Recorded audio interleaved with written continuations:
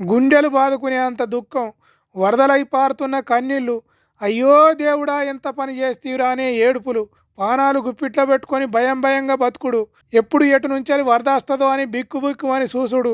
ఇండ్లు కూలిన ఏడుపులు, పంటలు మునిగిన ఆర్తనాదాలు.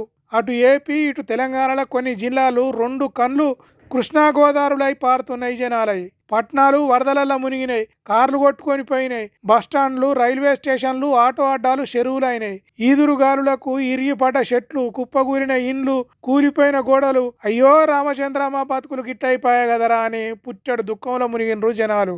ఎక్కడ చూసినా ఏడుపులు, పెడబొబ్బలే వినిపిస్తున్నాయి. పరిస్థితి ఇట్లున్నదని రెండు తెలుగు రాష్ట్రాల సీఎంలు సమీక్షలు చేసిండ్రు. చంద్రాలు సారు హెలికాప్టర్ ఎక్కి ఎక్కడెక్కడ వరదలున్నాయి, పబ్లిక్ ఎంత తిప్పల పడుతున్నారా అని చూసిండు.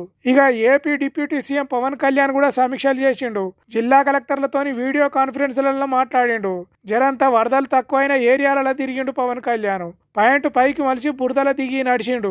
వానలకు కుప్పగూరిన పొలాలకు చేరి రైతులతో మాట్లాడిండు. అట్లా మాట్లాడుతుంటే కెమెరాలకు రైతన్న అడ్డం వస్తే పక్కకు జరిపి మరీ మాట్లాడినట్టు చేసిండు. ఎంతైనా సినిమా ఫీల్డ్ నుంచి వచ్చిన రాజకీయ లీడర్ కదా, కెమెరాలకు ఎదురుగా నిలబడే అలవాటు ప్రకారం అడ్డం వచ్చిన వాళ్ళను పక్కకు జరిపిండు. ఇక పవన్ కళ్యాణ్ ఫ్యాన్స్ పిచ్చిని ఈ కష్టకాలంలో కూడా ప్రదర్శించారు.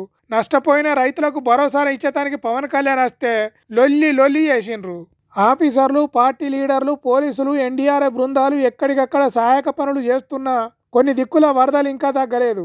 హనుమకొండ బస్టాండ్ మొత్తమే మునిగింది. ఒంగోలు పట్నం నీళ్లలో మునిగి ఒడ్డు కనిపిస్తలేదు. వరంగల్ వాటర్ మయమైంది. శ్రీశైలం రోడ్డు కొట్టుకొని పోయి రాకపోకలన్నీ బంద్ అయినాయి. డోర్నకల్ రైల్వే స్టేషన్ సముద్రంలో కట్టినట్టయింది. బంగ్లాలు మునిగినాయి. కార్లు కొట్టుకొని పోయి కంపలలో చిక్కినాయి. ఇసిరిసిరి కొట్టిన వానకు పంటలన్నీ పడిపోయినాయి. మోందా తుఫాను పాడైపోను రెండు తెలుగు రాష్ట్రాలను కోలుకోకుండా చేసింది. ఈ వరదలు ఎప్పుడు తక్కువ అవుతాయో, మళ్ళా ఎప్పటి తిరగానే జనాలు తిరిగేటట్టు అవుతుందో ఏమో పోన్రి.